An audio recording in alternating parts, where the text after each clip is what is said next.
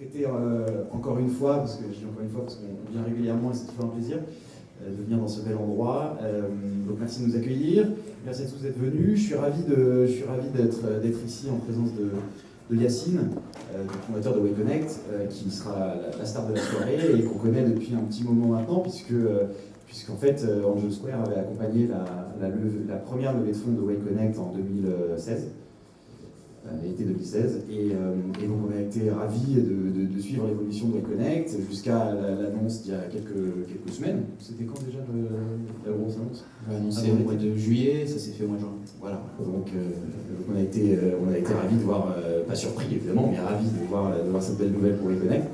Donc l'idée de notre meeting de ce soir, c'est qu'en fait je vais interviewer Yacine pendant une trentaine de minutes. Il va nous raconter l'histoire de WayConnect, comment il l'a monté, pourquoi, avec qui, comment il l'a développé. On passera aussi par le récit de sa première levée de fonds, parce que c'est quand même intéressant, parce que j'imagine que ça a mine de rien déterminé la suite de WayConnect. Et puis évidemment, on évoquera la rencontre avec Total, comment sont passées les discussions, etc. Donc pendant une demi-heure, et puis ensuite une deuxième demi-heure avec dédié aux questions-réponses. Donc là, vous pourrez poser vos questions et Yacine y répondra. Ça va?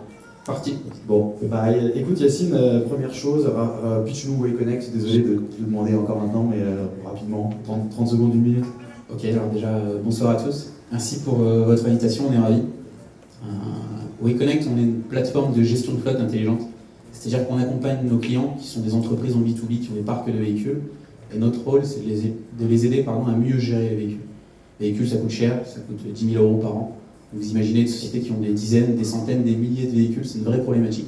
Donc notre rôle, c'est de placer des boîtiers connectés dans ces véhicules, de remonter les données de l'ordinateur de bord, de les analyser, c'est vraiment ça notre valeur ajoutée, et d'accompagner finalement le gestionnaire de flotte, la personne qui a le rôle dans l'entreprise de gérer le parc de véhicules pour réaliser des économies et avoir un parc plus efficient. Donc c'est ça qu'on fait chez WayConnect. Et donc concrètement, la solution prend quelle forme? Parce que si j'ai bien compris, il y a du hardware, il y a du software, ça c'est assez intéressant à signaler. Il y a un peu de tout, ce qui est challengeant, motivant, et en même temps c'est une couche de difficulté supplémentaire. Donc il y a plusieurs hardware en plus aujourd'hui. Donc on branche, comme je l'ai dit, sous le volant sur la prise diagnostique. Ça nous remonte des données brutes, donc c'est pas du tout notre valeur ajoutée, ça on l'achète auprès de fournisseurs. Et nous, notre valeur ajoutée, c'est non seulement la plateforme qu'on met à disposition, donc il y a tout le côté ergonomie, expérience client, qui a un vrai rôle, on pourra peut-être toucher quelques mots tout à l'heure.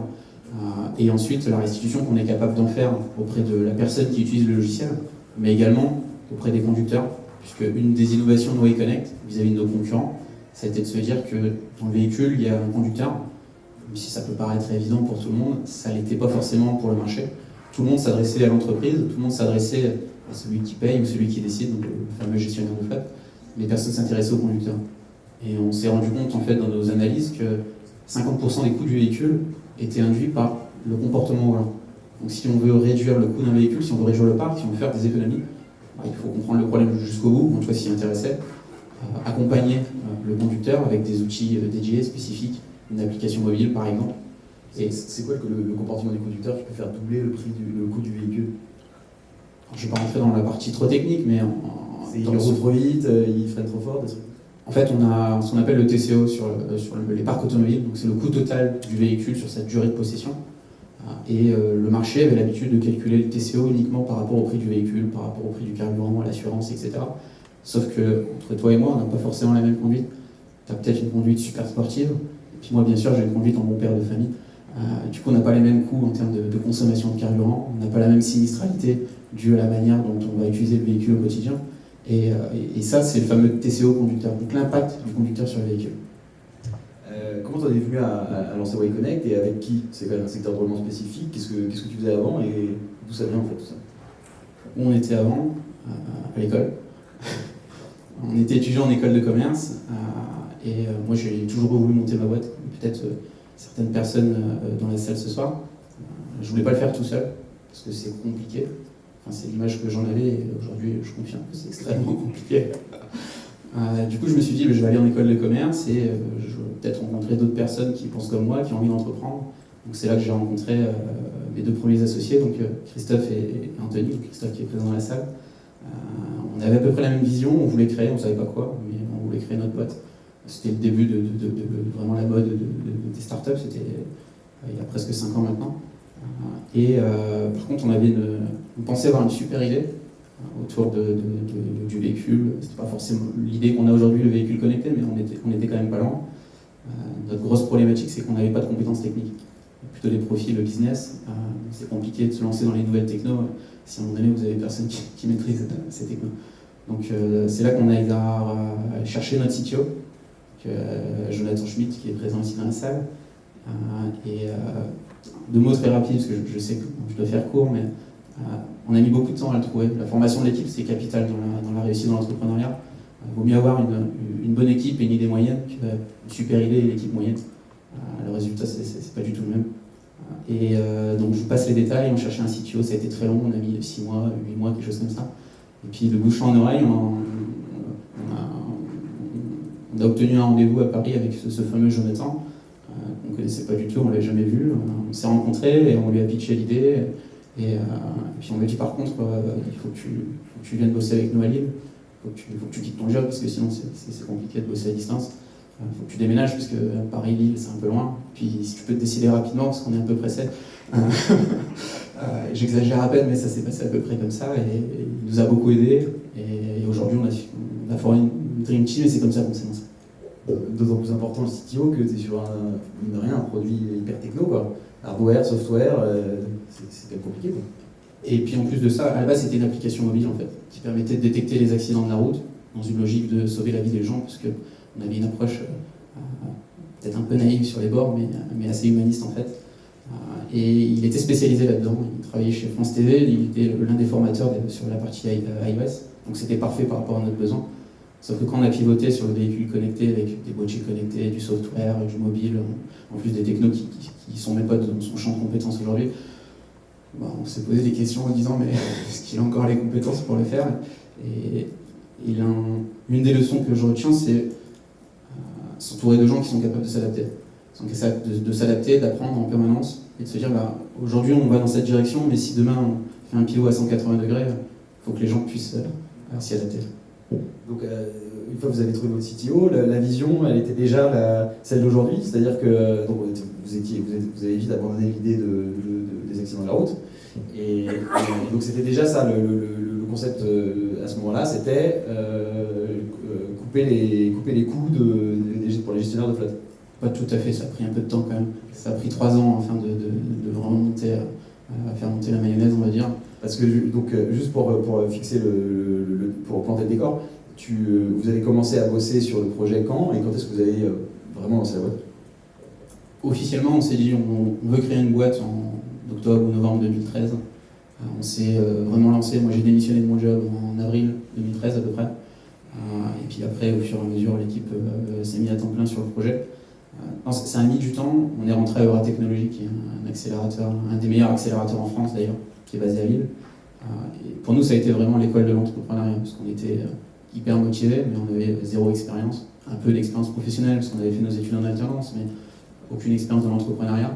Et se faire accompagner, être aux côtés d'autres entrepreneurs, ça nous a permis de structurer l'idée, faire des pivots. Il y a eu peut-être 50 pivots, jusqu'à se dire, ok, en fait, dans le véhicule, il y a des données. Ces données, elles ne sont pas exploitées.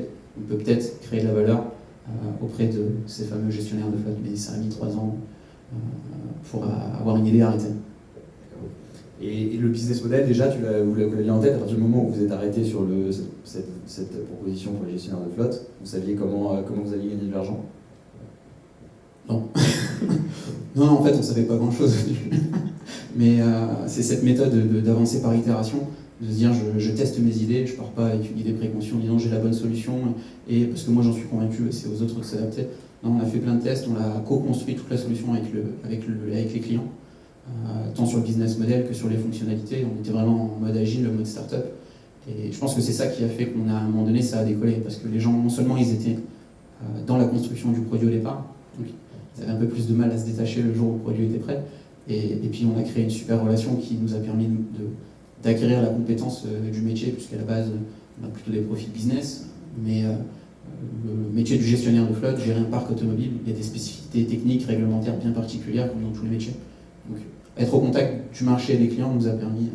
de mieux le comprendre. Et du coup, le business model de WayConnect aujourd'hui, c'est quoi? Un abonnement par mois et par véhicule. Petite anecdote dessus, tous nos concurrents engagent nos clients sur des périodes de 3 à 4 ans. Et nous, on s'est dit, comme on est plus malin et plus intelligent, on va être moins cher. Et puis en plus de ça, on va dire qu'il n'y a pas d'engagement. Parce qu'on pensait que ça allait réduire le cycle de vente et améliorer notre taux de transformation. Et parce qu'on n'a pas été assez à l'écoute du marché, en fait, on s'est rendu compte que ça n'avait aucune incidence. Ce qu'il faut savoir, que les sociétés, aujourd'hui la majorité, qui sont un peu structurées, on va dire, louent leurs véhicules sur des périodes de 3 à 4 ans, ils font de la location longue durée. Et en fait, ils ont besoin du logiciel pendant 3 à 4 ans, puisqu'ils gardent le véhicule pendant 3 à 4 ans. Et de ne pas être suffisamment à l'écoute du marché, de penser être innovant et être plus malin que les autres, en fait, ça s'est un peu retourné contre nous. Donc, la conclusion, c'est soyez vraiment à l'écoute, passez du temps à étudier votre marché, passez du temps avec vos clients. Ça ne veut pas dire qu'il faut faire ce qu'ils veulent, parce qu'ils ne savent pas exactement ce qu'ils veulent non plus. Mais le meilleur moyen de construire un business model qui marche, c'est de le tester, itérer encore. Et alors, donc, du coup, quand est-ce que tu considères que WayConnect s'est jeté à l'eau, dans le sens où quand est-ce que vous avez réussi à avoir un produit, disons, présentable, et quand est-ce que vous avez commencé à le vendre, en fait? Pas tout de suite, ça a été un peu long quand même. Nous, on a été des vendeurs de PowerPoint comme la plupart des startups au début. On n'était pas trop mauvais sur les vendeurs de PowerPoint. On a besoin de fonds, évidemment, pour monter une entreprise. Quand vous montez une entreprise sur du hardware et du software, c'est encore plus compliqué. Je pense que notre POC a dû coûter à peu près 100 000 euros. Donc bon, c'est déjà une somme qui est conséquente au démarrage. Et honnêtement, il ne faisait pas grand-chose. Donc notre logique, ça a été de faire énormément de concours pour gagner des prix. Ça nous donnait de la légitimité, ça nous donnait confiance en nous, et ça nous apportait du cash pour pouvoir financer des prestataires, des stagiaires, et après nos premiers employés. D'accord, et donc justement, c'est dans un de ces concours que tu as trouvé tes investisseurs, finalement? Oui et non. Il faut savoir que les meilleurs fonds d'investissement aujourd'hui sont vraiment structurés, organisés, ils ont des équipes qui scrutent tout le marché français, européen, pour pas dire international. Donc c'est difficile de passer à côté. Donc on avait déjà créé des liens, on s'était rencontrés, on se connaissait.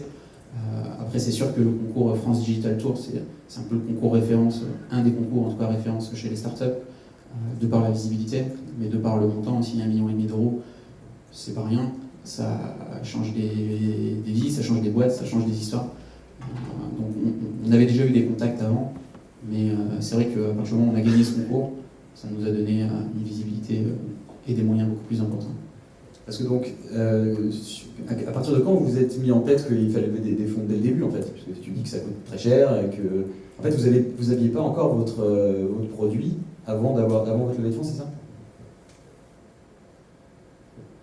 Bon, je pense qu'on a dû avoir un super PowerPoint pendant à peu près un peu plus de 2 ans.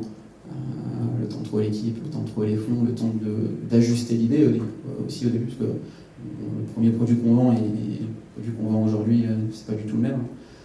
Donc non, ça a pris un peu de temps. Quand on a fait notre levée, on avait un produit, on avait 12 clients bêta-test qui payaient tous les mois. Donc, globalement, on arrivait avec une histoire en disant on pense avoir à peu près compris le marché. On n'en est pas sûr, mais en tout cas, on va continuer à travailler dessus. On a 12 clients qui utilisent le produit quotidiennement. Ils payent, donc ça prouve la validité du modèle. Pour donner un ordre d'idée, c'était qui ces clients et ils payaient combien à l'époque? Pas grand-chose, mais il y avait un peu de tout. Il y avait des PME, il y avait des boîtes comme la SNCF, des grands comptes du CAC 40. Et en fait, avec ces gens, on avait noué une relation assez personnelle. En fait. À la fin, on se connaissait très bien, on se tutoyait, parce qu'ils nous ont aidés aussi à construire le produit. Ils ont vu en nous une opportunité de leur vendre, non pas la même boîte à chaussures que tous nos concurrents leur vendaient, mais une solution qui allait plus se caler sur leurs besoins, qui allait être agile et évolutive. Donc on leur a fait une super remise, je ne sais plus, peut-être au moins 40%, quelque chose comme ça. Mais l'important, ce n'était pas le chiffre d'affaires généré, c'était d'aller voir des fonds d'investissement en leur disant, regardez, on a prouvé que le modèle fonctionne, on a prouvé que le produit fonctionne, et demain, avec votre apport, regardez où on pourra être. C'est sûr que convaincre 12 clients, surtout dans B2B, et que tu avais convaincu des grosses boîtes, c'est sûr que ça a dû achever de convaincre les VC, en l'occurrence, parce que c'est des VC qui ont investi chez toi, c'est ça? Des VC, des business angels. D'ailleurs, c'est assez intéressant d'avoir le mix, puisqu'ils n'apportent pas du tout la même chose. Les VC, en fonction la notoriété, vous apportez une image de marque, une crédibilité.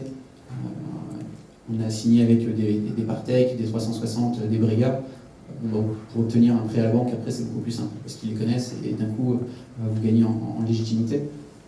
Après la relation avec les business angels, elle est tout aussi intéressante, déjà parce que c'est leur argent personnel, mais en plus de ça, parce que souvent c'est des anciens entrepreneurs, donc ils savent exactement de quoi ils parlent, et la relation est différente. Je pense que les deux sont vraiment complémentaires.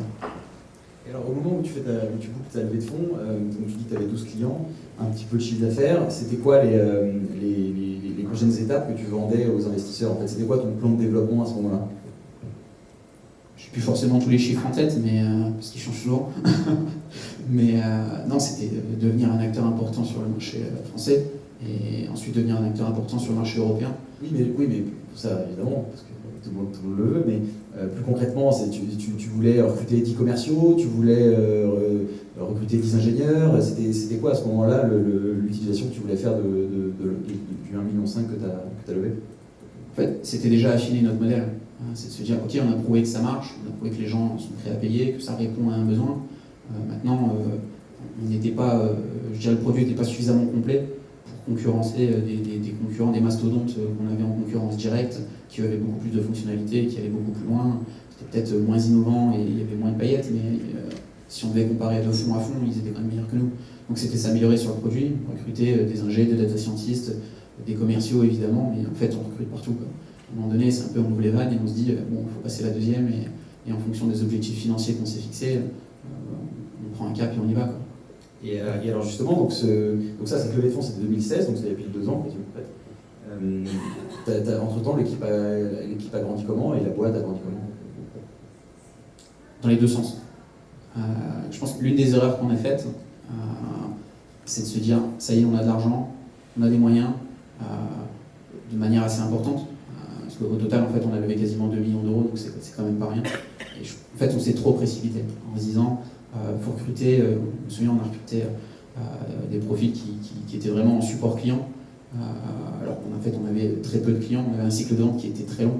Mais on s'est dit tout de suite, ok, on va recruter un peu partout, et puis on va anticiper le profil qu'on a besoin dans 3 ans, on va le recruter maintenant, parce que c'est mieux, comme ça on aura une grosse équipe, et puis au moins on est sûr de pouvoir répondre aux besoins des clients. C'était une grosse erreur, parce qu'on ne maîtrisait pas le cycle de vente. On s'est rendu compte que notre cycle de vente, c'était pas 6 mois, mais c'était plutôt 12 mois, voire 18 mois pour certains, que le marché n'était pas aussi mature que ce qu'on avait imaginé. Et en fait, on s'est retrouvé avec une masse salariale colossale. Erreur classique de start-up, mais quand vous la faites vous-même et que vous êtes dedans, c'est pas pareil. Et au bout de quelques mois, en fait, les ventes n'ont pas cru comme on l'avait prévu. Et là, on a eu un gros problème de management, de surstaffing. On a dû prendre des décisions qui ont été compliquées. On a dû se séparer de certains collaborateurs. Et là, vous apprenez ce que c'est que le management. Vous apprenez ce que c'est que en fait, au début, il y a une telle émotion, une telle joie de travailler ensemble, de se dire ok, on est super innovant, on bosse dans des open space, c'est cool. Mais la première difficulté, c'est le château de cartes qui s'écroule. Donc ça aussi, c'est un point important. Comment anticiper le management, comment s'entourer, comment, à partir du moment où on décide de recruter, quelle est l'idée qu'on en a pour ces gens, parce que finalement, ces gens, ils croient en vous, plus qu'au produit ou plus qu'au marché, c'est vous qui les avez convaincus. Donc, ça, c'était une grosse difficulté qu'il a fallu absorber. On s'est même séparé d'un associé. Et ça s'est fait en combien de temps, ces erreurs et puis la prise de conscience? 7-8 mois après la levée, donc assez vite en fait. Ouais, donc tu as eu le temps de voir les salaires, enfin la masse salariale exploser, et donc ça t'a commencé à flipper,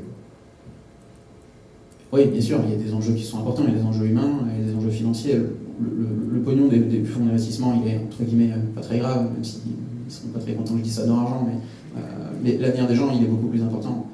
Surtout qu'on avait des profils qui étaient installés dans la vie, des gens qui ont des enfants, qui ont des crédits, donc qui ont des vraies responsabilités. Donc on avait un devoir vis-à-vis de ces gens-là, et on a appris. Donc après, il a fallu redresser la boîte, donc il a fallu se remonter, retrousser les manches, et aller de plus en plus vite et améliorer notre capacité d'exécution. Donc c'est ce qu'on a fait, ça a pris du temps.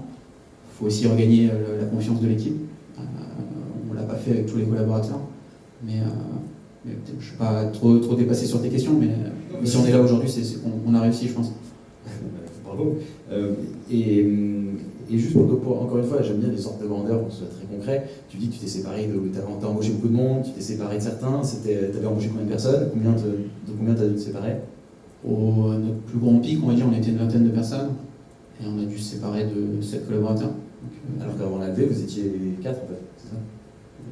Je pense qu'on devait être 6 ou 7, quelque chose comme ça. En fait, on a très vite doublé dans un sens et très vite rétréci dans l'autre sens.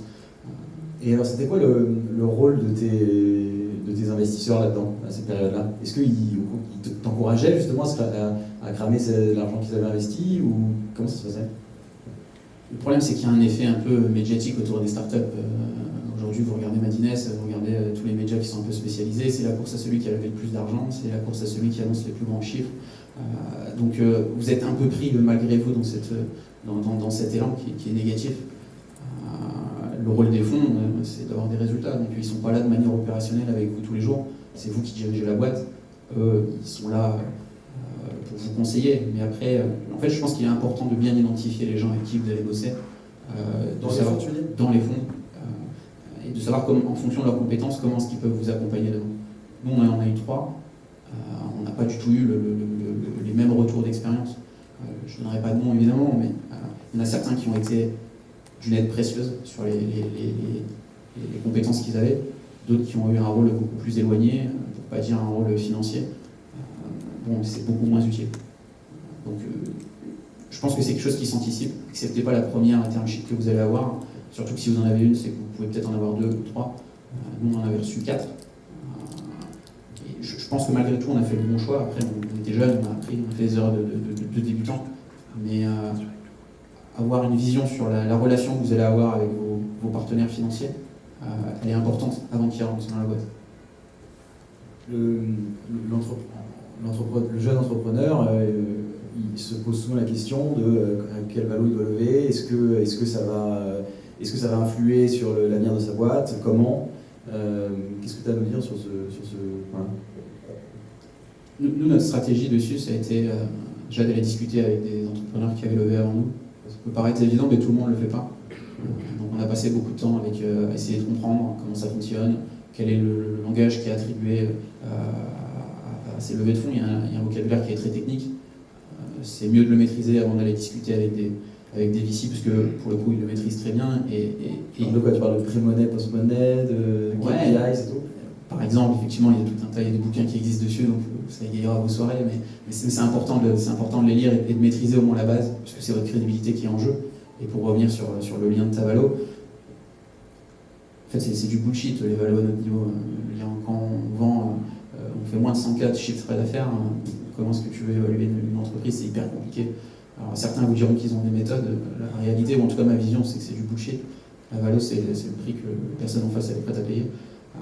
Après, ça dépend aussi de ton potentiel, de ton équipe, et des quelques preuves que tu as faites auparavant. Nous, on s'est beaucoup appuyé là-dessus. Vous en avez regardé, il y a des 12 sociétés, ça représentait, je sais pas, 150 véhicules peut-être, quelque chose comme ça, donc peanuts. Par contre, ce qu'on leur a dit, c'est ces sociétés-là, elles nous ont fait confiance, on est en test chez elles, elles représentent un pool de 5000 véhicules. Donc à la fin de la période de test, qui devait durer 6-7 mois, si elles sont satisfaites, de facto, j'ai 5000 véhicules fois le prix de mon abonnement, ça vous laisse déjà une perspective en termes de retour sur investissement, en termes de chiffre d'affaires plutôt.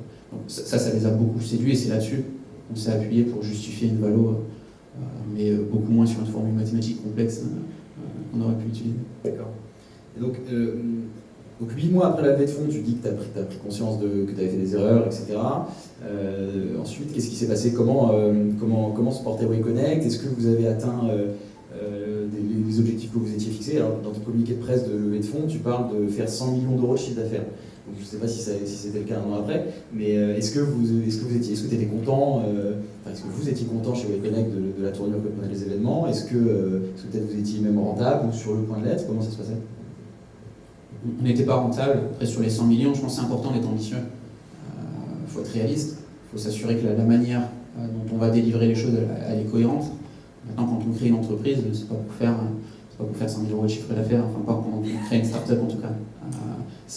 Évidemment, c'est pour avoir une dimension à minima européenne, parce que le marché français est tout petit, et a priori une dimension internationale. Donc ça, c'était notre objectif, c'était l'un de nos caps, on va dire. Voilà, on va dans cette direction, on y va tous ensemble.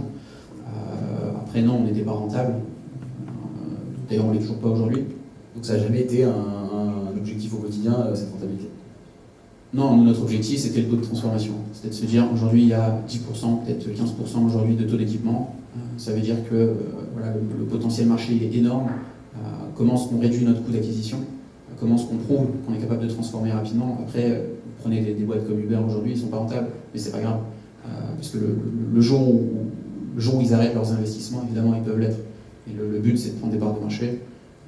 Et pour la rentabilité, à partir du moment où le modèle fonctionne, bon, ben, on n'est pas hyper pressé au démarrage, en tout cas. D'accord. Donc là, à ce moment-là, tu avais combien de clients? T'en avais 12 avant la levée, un an après, t'en avais combien? Bonne question, je n'ai pas le chiffre exact, mais globalement, on avait triplé, quelque chose comme ça. Il y avait Total parmi ces clients? Il y avait Total parmi ses clients, je pense qu'il devait avoir 2 ou 3 véhicules au début, c'est dire Il a signé Total pour 2 véhicules, ça se fait ça? Nous, on signe tous les clients. D'accord, et donc alors justement, raconte-nous comment s'est passée la rencontre avec Total. Finalement, peut-être que l'exit a commencé au moment où tu as signé ces 2 premiers véhicules. Hein. Mais c'est exactement comme ça que ça s'est fait. C'était pas du tout la vision que nous on avait. On n'est pas parti pour vendre notre boîte. Mon boulot et le boulot de la force de vente, c'était d'aller chercher des clients. Mais dans leur esprit, je l'ai su beaucoup plus tard, quasiment avant la signature. Où, la première fois qu'ils nous ont rencontrés, ils étaient déjà dans cette dynamique de se dire. C'est vrai que quand tu dis, dès le début de l'interview, quand tu dis qu'ils t'aidaient, que tes clients t'aidaient à développer le produit et tout ça, c'est sûr qu'a priori ça les intéresse, quoi. Oui, mais ils étaient plutôt dans une logique de se dire on veut un produit qui correspond vraiment à nos besoins. Là où Total, nous, on était plutôt dans la logique de se dire comment est-ce qu'on peut équiper leur flotte, comment est-ce qu'on peut aussi créer des partenariats win-win pour aller chercher leurs clients, puisqu'ils ont à peu près 3,5 millions de clients en Europe, avec la carte carburant Total. Pour nous, c'était un partenaire stratégique et on l'a traité dans une logique de commercialisation. En tout cas, c'est comme ça que les premiers échanges ont démarré. Et après, en fait, ils se sont rendus compte que, en fait, pour être très précis, ils avaient déjà lancé un produit sur la partie fleet management, donc gestion de flotte connectée, depuis quelques années, mais à l'échelle d'un grand groupe. On pourra peut-être y revenir après. On n'a pas la même timeline. Le temps ne s'écoule pas de la même manière. Ça, c'est un énorme avantage pour nous, start-up ou petites entreprises. Et ils ont vu ce qu'on a fait en très peu de temps. Et par rapport à ce qu'eux, ils ont pu faire, pas parce qu'ils sont mauvais, mais parce qu'à l'échelle d'un grand groupe, il y a tellement de décisionnaires et de personnes dans la boucle que pour prendre une décision, ça peut prendre 6 mois, et puis le temps que le produit sorte, ça a repris 6 mois de plus. Donc c'est comme ça que ça a démarré. Donc au début, vous aviez 2 voitures Total, ensuite ça a été des plus gros clients avant de commencer à parler de rachat, ou ça c'est dès le début, ils ont mis le sujet sur la table? Non, ça a été des rendez-vous commerciaux tels que vous pouvez les connaître avec vos clients. Ça a pris à peu près 6 mois avant qu'on commence à effleurer le sujet d'un investissement. Nous, ça tombait bien en termes de planning parce que on arrivait sur la fin de notre levée de fonds. On était déjà en train de chercher des nouvelles solutions de financement. Et à un moment donné, dans la discussion, ça s'est fait un peu naturellement en disant nous, on serait ouvert à avoir un partenaire stratégique dans notre cœur de métier qui peut vraiment nous aider à accélérer. Why not? Ça veut dire vente? Pas dans notre esprit. On n'a jamais créé une WayConnect pour le vendre. D'ailleurs, au départ, on n'était même pas chaud pour le faire. Avec Total, tu veux dire? Avec un corporate, de manière générale, ou un partenaire, je dirais, plus industriel. Nous, on cherchait du cash pour accélérer. On avait la possibilité de trouver du cash, mais le plan de Total était le plus ambitieux qu'on aurait pu trouver sur le marché. Soit par rapport à d'autres acteurs, ils n'étaient pas les seuls à être intéressés, ou par rapport à ce qu'on pouvait faire avec nos fonds d'investissement. C'était clairement le scénario le plus sexy. Et voilà, après c'est un petit jeu de séduction. On ne se dit pas franchement les choses, mais on se les dit quand même un petit peu. Et puis jusqu'au moment où on pose les choses sur la table, on se dit bon, maintenant il y a une opportunité, est-ce que ça vous intéresse? Bon, top. Merci à tous, bravo Yacine, superbe histoire. Très chouette. Merci à tous d'être venus, merci à l'équipe WeConnect, qui apparemment est très soudée et très performante. C'était un plaisir de vous avoir tous ici. Merci. Merci à vous. Merci à toi.